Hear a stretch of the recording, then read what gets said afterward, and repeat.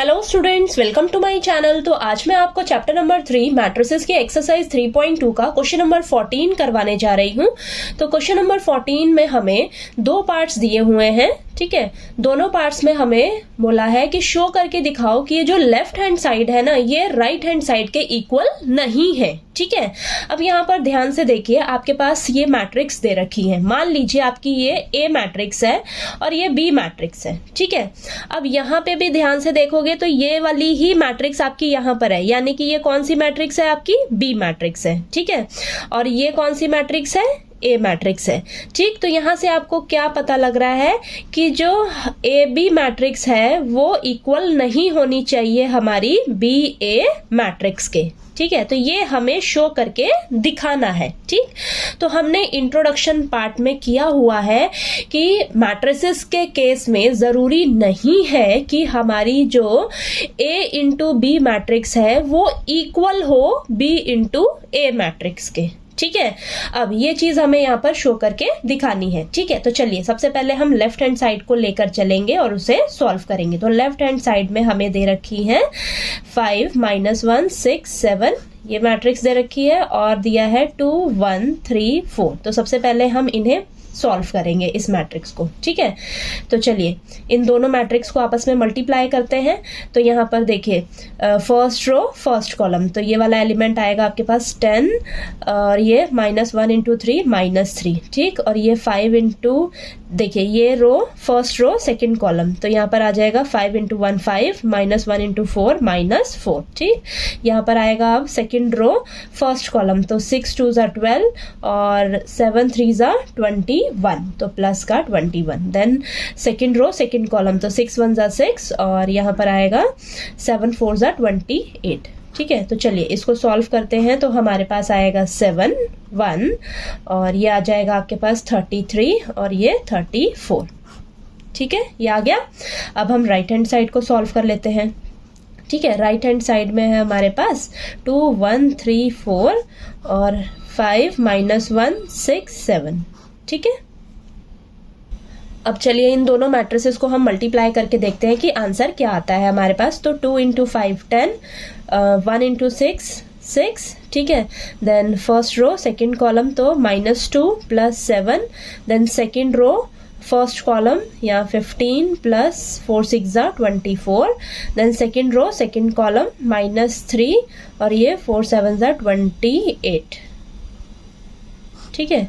तो ये आ जाएगा हमारे पास सॉल्व होके 16, देन ये 5, देन यहाँ पर आएगा हमारे पास 39 और -3 प्लस का 28 25, ठीक है। अब यहाँ पर ध्यान से देखिए आप, आपके पास ये जो लेफ्ट हैंड साइड सॉल्व होकर आई है, ये आपके पास ये आ रहा है क्या, ये राइट हैंड साइड के इक्वल आ रहा है? ध्यान से देखिए, नहीं आ रहा ना इक्वल, ठीक है। तो यहाँ पर आपने शो करके दिखा दिया कि जो हमारी लेफ्ट हैंड साइड है वो राइट हैंड साइड के इक्वल नहीं है, ठीक है।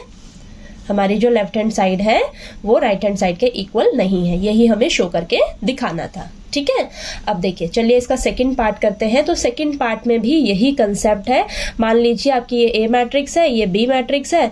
अब ये आपकी ये क्या है, बी मैट्रिक्स है और ये ए मैट्रिक्स है। तो यानी कि आपकी ए बी मैट्रिक्स जो है ये इक्वल नहीं होनी चाहिए बी ए मैट्रिक्स के, ठीक है। तो अब इसे हम सॉल्व करेंगे, ठीक है। तो सबसे पहले हम लेफ्ट हैंड साइड को लेकर चलेंगे। तो लेफ्ट हैंड साइड में हमारे पास देखिए मैट्रिक्स क्या है, फटाफट से हम यहाँ पर लिख लेते हैं, लिख के मैं आपको दिखाती हूँ, ठीक है।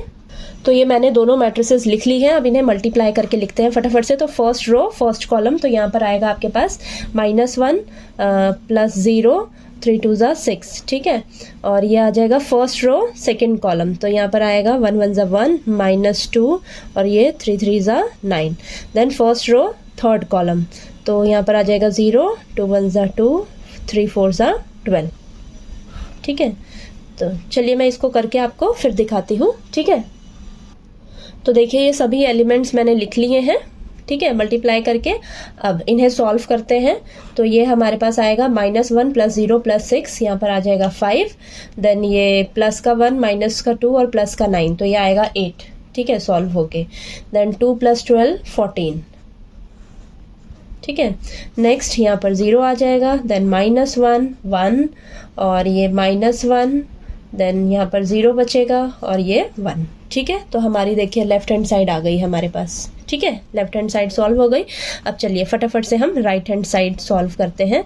तो राइट हैंड साइड में आपको मैट्रिक्स जो दे रखी है वो हम फटाफट से यहाँ पर लिख लेते हैं।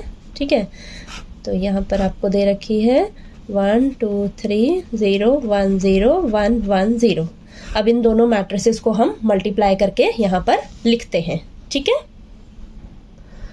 तो देखिए यहाँ पर मैंने दोनों मैट्रिसेस को मल्टीप्लाई करके लिख लिया है। अब इनको सॉल्व करके हम यहाँ पर आंसर लिखते हैं। ठीक है, तो यहाँ पर आएगा आपके पास -1, देन -1, देन यहाँ पर -3 और ये 1 0 0, देन 6 और यहाँ पर आएगा आपके पास 11 और ये 6।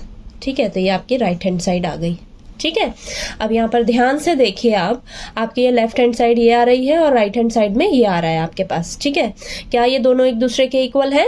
नहीं है। ठीक है, यानी कि आपने इन दोनों मैट्रिसेस को मल्टीप्लाई किया, यानी कि ए मैट्रिक्स को बी मैट्रिक्स से मल्टीप्लाई किया तो आपके पास ये आंसर आया है, और जब आपने बी मैट्रिक्स को ए मैट्रिक्स से मल्टीप्लाई किया तो आपके पास ये आंसर आया है। ठीक है, दोनों एक दूसरे के इक्वल नहीं है, इक्वल नहीं है, यानी कि आपकी जो लेफ्ट हैंड साइड है वो राइट हैंड साइड के इक्वल नहीं है। ठीक है, तो यही हमें शो करके दिखाना था। ठीक है, कि आपकी जो ये लेफ्ट हैंड साइड है ये राइट हैंड साइड के इक्वल नहीं है। ठीक है, तो देखिए आपके ये क्वेश्चन नंबर 14 के दोनों पार्ट्स हो गए हैं। ठीक है, और आपको अच्छे से समझ आ गया होगा ये। ठीक, तो अगर आपको कोई डाउट आए तो प्लीज़ आप मेरे से पूछिएगा कमेंट करके, और अगर आपको मेरा पढ़ाया हुआ अच्छा लगे तो प्लीज़ मेरी वीडियो को लाइक कीजिए, शेयर कीजिए और ज़्यादा से ज़्यादा सब्सक्राइब कीजिएगा मेरे चैनल को। Thank you so much.